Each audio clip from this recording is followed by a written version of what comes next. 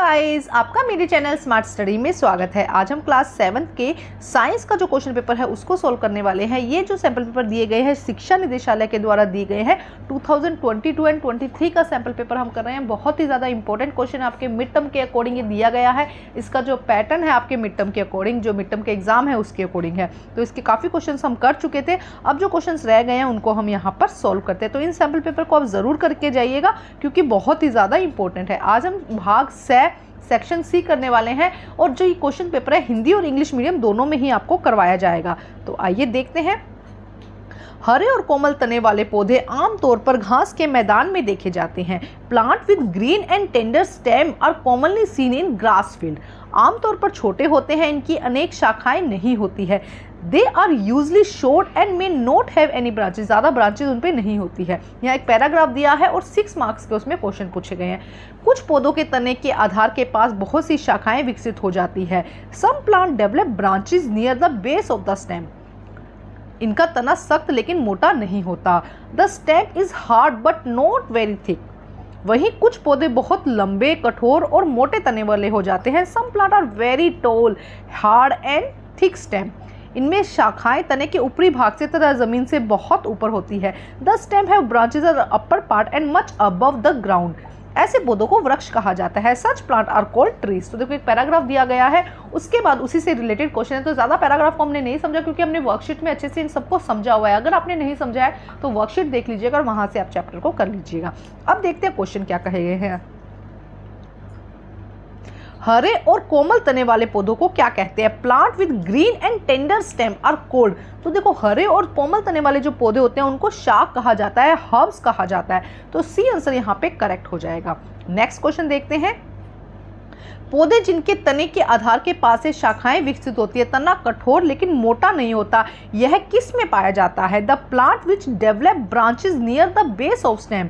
This stem is hard but not very thick is found. जैसे कि देखो एक तना है तो नीचे से यहाँ से क्या स्टार्ट हो जाती है, उसकी ब्रांचेस स्टार्ट हो जाती है। तो ऐसे पौधे को हम क्या कहते हैं? झाड़ी कहते हैं। ऐसे पौधे को हम क्या कहते हैं? शव कहते हैं। तो ए आंसर यहाँ पे क्या हो जाएगा? करेक्ट हो जाएगा। नेक्स्ट देखो इसका थर्ड क्वेश्चन क्या है। कमजोर तने वाले पौधे जो सीधे खड़े नहीं हो सकते लेकिन जमीन पर फैले हुए होते हैं, यह कहलाते हैं plant with weak stem that can not stand upright but spread on the ground of the level. मतलब कि ऐसे तने या ऐसे स्टेम जो क्या है, खड़े नहीं हो सकते, वीक होते हैं, तो वो क्या करते हैं? इस तरह जमीन के साथ साथ बढ़ते हैं। तो उनको हम क्या कहते हैं? उन्हें हम विसर्पी लता कहते हैं, क्रीपर्स कहते हैं। उनको क्या कहा जाता है? क्रीपर्स कहा जाता है। तो डी आंसर यहाँ पे क्या हो जाएगा? करेक्ट हो जाएगा। तो ये है, हर क्वेश्चन 2 मार्क्स का है यहाँ पे। अब हम देखते हैं नेक्स्ट। देखो नेक्स्ट में क्या कहा गया। 13 क्वेश्चन करते हैं। फर्स्ट पैराग्राफ को रीड करते हैं। प्रत्येक व्यंजन आमतौर पर एक या अधिक अवयवों से बना होता है। Each dish is usually made up 1 और मोर इंग्रेडिएंट जो हमें पौधों या जंतुओं से प्राप्त होता है, which we get from the plant and animal. इन अवयवों में कुछ ऐसे घटक होते हैं जिनकी हमारे शरीर को आवश्यकता होती है। This ingredient contain some components that are need by our body. इन घटकों को पोषक तत्व कहा जाता है। This component are called nutrient. इसके अलावा भोजन में आहार फाइबर और पानी भी होता है जिसकी हमारे शरीर को आवश्यकता होती है। In addition food contain dietary fibres and water which are also needed our body. हमारी बॉडी को फाइबर्स और वाटर की भी क्या होती है? ज़रूरत होती है। अब इसी से रिलेटेड क्वेश्चन है, तो आइए सॉल्व करते हैं। निम्नलिखित में से कौन पोषक तत्व नहीं है? Which is not a nutrient. देखो कार्बोहाइड्रेट, वसा और protein. Carbohydrate, protein and fatty, ये तो सब क्या है? हमारे पोषक तत्व है, न्यूट्रिएंट है। लेकिन आहारी रेशे या डाइटरी फाइबर्स जो है वो क्या है? पोषक तत्व नहीं है, वो न्यूट्रिएंट नहीं है, लेकिन हमारी बॉडी को उनकी बहुत ज़्यादा ज़रूरत होती है। अब देखते हैं नेक्स्ट क्वेश्चन क्या कहा गया। Question number 2। शरीर वर्धक भोजन है। The body building food is protein, चावल, मछली, ए एंड सी दोनों। देखो क्या कहा जाता है कि कौन कौन से हैं? Protein, rice, fish and both A and C. तो देखो प्रोटीन वर्धक जो है, मतलब हम ये कहेंगे कि शरीर जो बॉडी बिल्डिंग या शरीर वर्धक क्या हो जाएगा? ए एंड सी। प्रोटीन होते हैं और मछली होती है। ये सब क्या है? अब देखो इसमें क्या, देखो यहाँ पे थोड़ा सा कंफ्यूज कर दिया। जो प्रोटीन या बॉडी बिल्डिंग होता है, प्रोटीन हम यहाँ कहेंगे जो बॉडी बिल्डिंग फूड होता है वो क्या होता है, जिसके अंदर प्रोटीन कंपोनेंट ज़्यादा मिले, और मछली के अंदर क्या होता है, प्रोटीन बहुत ज़्यादा मिल सकता है। तो यहाँ पे देखो डी आंसर जो है हम इसको करेक्ट कर सकते हैं कि प्रोटीन और मछली इनमें क्या है, ये है बॉडी बिल्डिंग फूड। लेकिन अगर यहाँ पे फूड की बात की जाती है तो फिश भी आंसर इसका करेक्ट हो सकता है। तो हम यहाँ पे दोनों ही ए और सी को करेक्ट मार के चलते हैं कि प्रोटीन वाला फूड होना चाहिए या फिर मछली, दोनों ही क्या है, बॉडी बिल्डिंग फूड है। नेक्स्ट क्वेश्चन देखो यहाँ पे थर्ड में क्या कहा गया है, नींबू समृद्ध होता है, lemon is rich in vitamin C. तो विटामिन सी, यहाँ पे विटामिन सी हमारा यहाँ डी आंसर क्या हो जाएगा, करेक्ट हो जाएगा। नेक्स्ट क्वेश्चन देखते हैं हम क्या कहा गया है, दिए गए मानव पाचन तंत्र में ABCD में से किन्हीं 3 भागों को पहचानिए और पाचन तंत्र में उनकी भूमिका लिखिए। Identify any 3 parts of the ABCD in the given human digestive system, also write their role in the digestive system. देखो यहाँ पे A दिया गया है, B, C एंड D। तो एक बार इनको देख लेते हैं, फिर इनके फंक्शन देखेंगे। तो देखो A यहाँ पे क्या है, A यहाँ पे अमाशय स्टमक है, B यहाँ पे क्या है, पित्ताशय या गोल ब्लैडर है, C यहाँ पे क्या है, छोटी आंत या स्मॉल इंटेस्टाइन कहेंगे, और D यहाँ पे मलाशय हो जाएगा या रेक्टम कहेंगे। तो आइए देखते हैं इसका आंसर। तो देखिए सबसे पहले है अमाशय लिखेंगे, और भोजन पचाने का काम है इसका। स्टमक क्या हो जाएगा, फूड स्टोर करता है और डाइजेशन में हेल्प करता है। इसके अलावा देखो एक फंक्शन नहीं, कम बहुत सारे फंक्शन होते हैं। अमाशय का फंक्शन क्या होता है, जब इसके अंदर हानिकारक जो बैक्टीरियाज होते हैं, हार्मफुल जो बैक्टीरियाज होते हैं, उनको किल करने का काम भी किसका होता है, स्टमक का होता है। सेकंड था गोल ब्लैडर, या हम कहेंगे पित्ताशय, पित्त का संग्रहण का काम होता है, स्टोर बाइल, बाइल को स्टोर करने का काम किसका होता है, पित्ताशय का या गोल ब्लैडर का। 3 करने हैं आपको, लेकिन मैं यहाँ पे चारों के ही फंक्शन और नेम बता देती हूँ। सी पे हमारा था छोटी आंत जो कि अवशोषण का काम करता है, स्मॉल इंटेस्टाइन जो कि अब्जॉर्प्शन का काम करेगा, अब्जॉर्ब करना है फूड को, वो काम कौन करेगा, छोटी आंत। उसके बाद है फोर्थ पे था मलाशय या रेक्टम, दोनों हिंदी और इंग्लिश मीडियम में आंसर है। मल निष्कासन का काम करता है, स्टोर करने का काम करता है, मल को निष्कासन में हेल्प करता है। हम लिखेंगे store, stool and eliminate, elimination का काम ये करता है। तो ये था, इनमें से 3 आपको करने थे, 4 दिए गए थे। अब देखते हैं नेक्स्ट क्वेश्चन।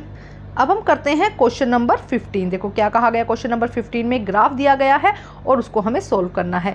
ABC 3 कारों की दूरी समय ग्राफ का परीक्षण कर प्रश्नों के उत्तर दीजिए। ओके, देखो यहाँ पे क्या है, observe the time distance graph of the 3 cars ABC and answer the following questions. Okay, हमें इनको आंसर्स करने हैं। देखते हैं क्या क्वेश्चन है, कौन सी कार तेज और कौन सी कार धीमी चल रही है, which is car moving faster and which is slower. तो देखो कौन सी तेज चल रही है, तो देखो ये वाली कार जो है, ये देखो कम समय में इसने क्या कर दिया, तेज चल रही है। तो बी कार यहाँ पे क्या आ जाएगी, फास्ट आ जाएगी।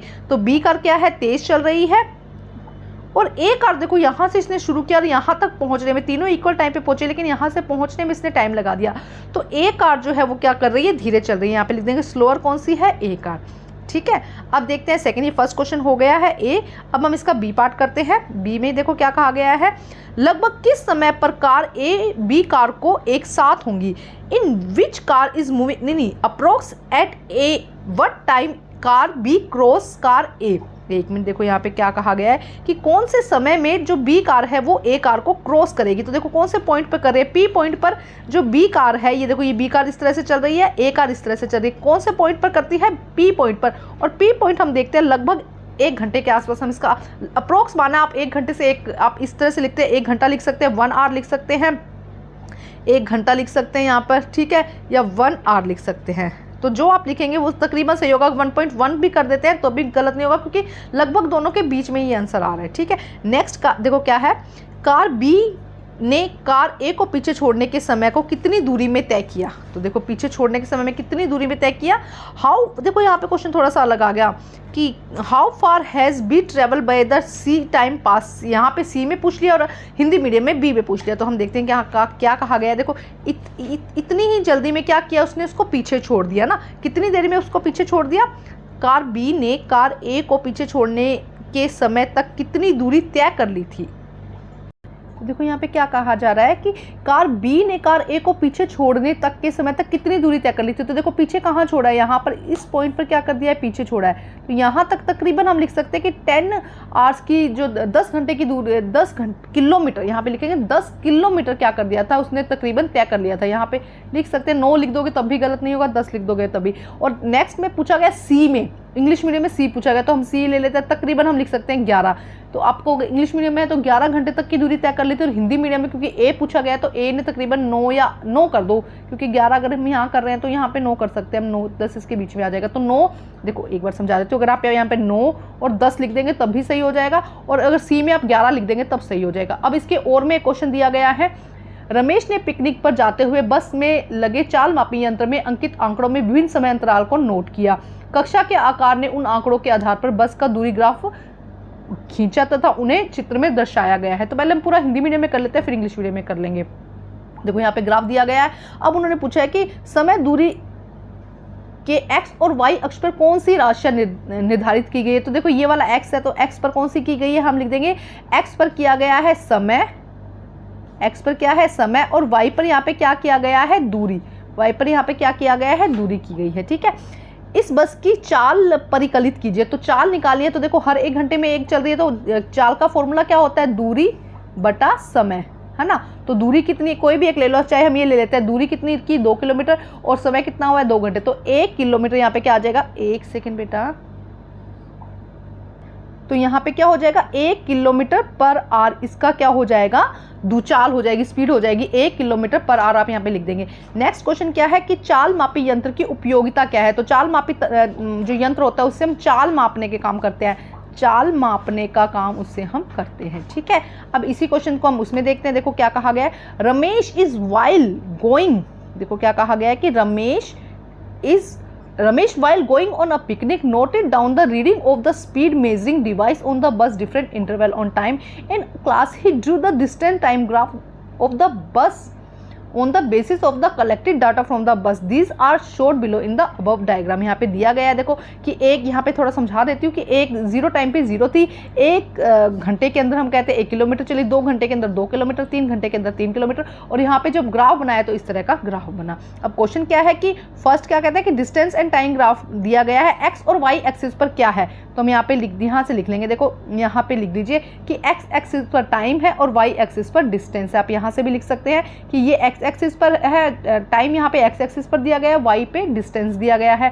सेकंड क्वेश्चन में क्या कहा गया है, calculate the speed of the bus, तो अभी हमने निकाला था तो क्या आ जाएगा 1 किलोमीटर पर आवर, यहाँ पे हो जाएगा। एंड थर्ड क्वेश्चन क्या, what is the utility of the speedometer, क्या काम होता है स्पीडोमीटर का, टू मेजरिंग, हम लिख देंगे टू मेजरिंग स्पीड, यहाँ से लिख देंगे टू मेजरिंग स्पीड, हम यहाँ पे लिख देंगे स्पीड को मेजर करने के काम आता है, यहाँ मेजरिंग स्पीड लिख दीजिए, बस यहाँ से आंसर आ जाएगा। ठीक है, तो ये हमारा साइंस का सैंपल पेपर कंप्लीट हो गया है। Thank you guys.